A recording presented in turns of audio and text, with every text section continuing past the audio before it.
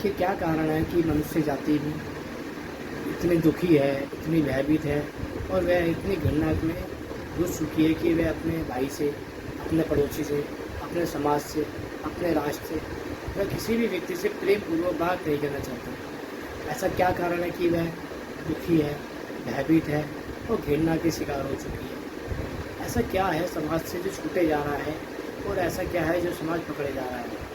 यदि बात करें सुख की और बात करें दुख की, तो ऐसा क्यों है कि हर मनुष्य दूसरे मनुष्य को देख के दुखी होता है, हर मनुष्य दूसरे मनुष्य को देख के घृणित होता है? ऐसा क्या कारण है कि वह एक दूसरे को देख के सुखी नहीं होना चाहते? आखिर क्यों वह एक दूसरे को देख के दुखी होते हैं, जलन महसूस करते हैं और जिससे घृणा करते हैं? आइए इसको समझने का प्रयास करते हैं। एक मनुष्य जब तक दूसरे मनुष्य को प्रेम पूर्वक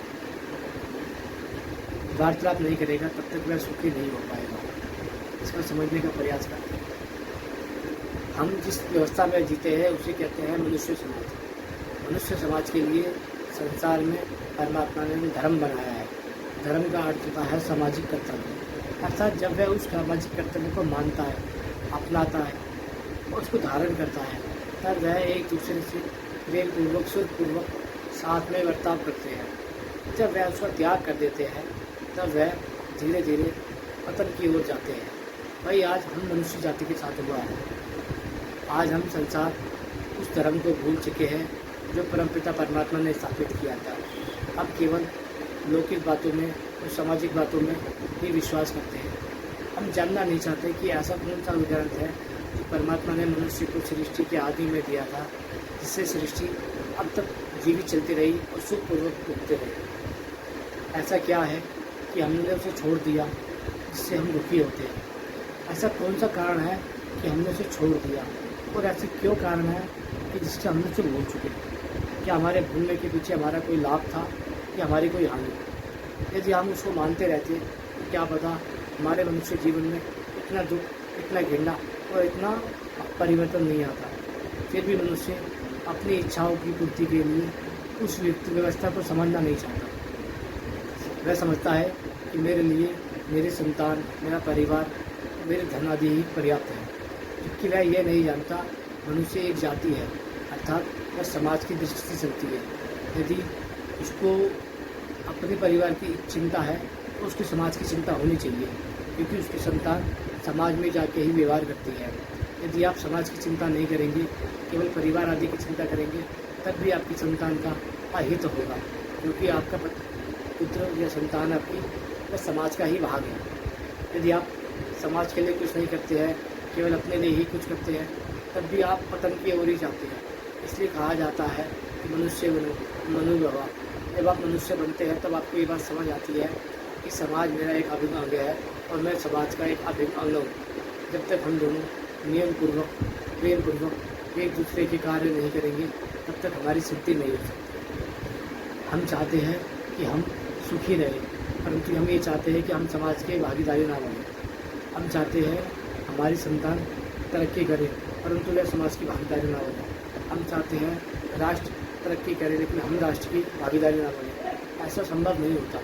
जब तक मनुष्य आपस में मिलजुल कर कोई कार्य नहीं करेंगे तब तक कार्य की सिद्धि नहीं होती। जैसे कि मान लीजिए हमारे पुत्र है, हमारी संतान है, अगर वो रोड पे जा रही है, समाज गंदा है, समाज दूषित है, यदि उसने उसके साथ कुछ दुष्व्यवहार कर दिया तो इसका अर्थ ये है कि हमारी उस जगह बोलना अति आवश्यकता है जहाँ हम चुप रहें। इसलिए कहा जाता है संसार में जिस मनुष्य का शत्रु नहीं होता वह अधर्म पर भी चुप रहता है।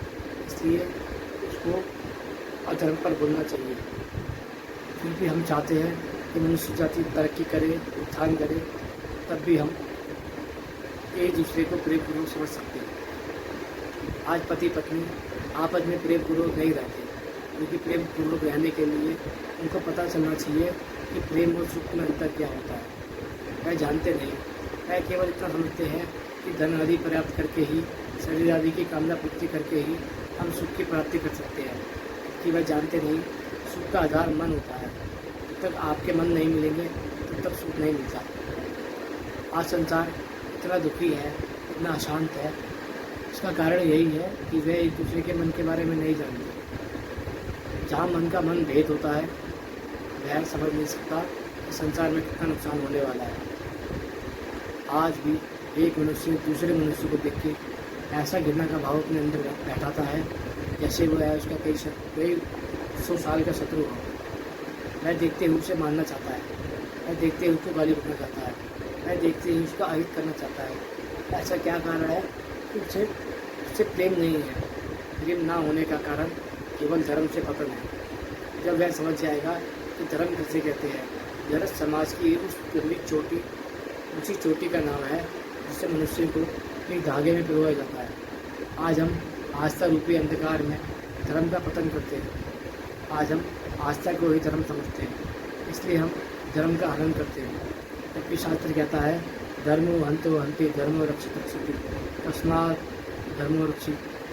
अर्थात यदि हम धर्म की रक्षा करते हैं तो धर्म हमारी रक्षा करता है, और हम धर्म की रक्षा करते हैं तो धर्म हमारी रक्षा करता है। यदि हम धर्म का पतन करते हैं तो धर्म हमारा पतन कर देता है।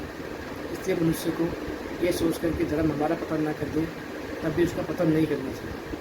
इसलिए मनुष्य को धर्म की ओर जाना चाहिए, सत्य की ओर जाना चाहिए, वेद की ओर जाना चाहिए, क्योंकि वेद ही मनुष्य मात्र का धर्म है। और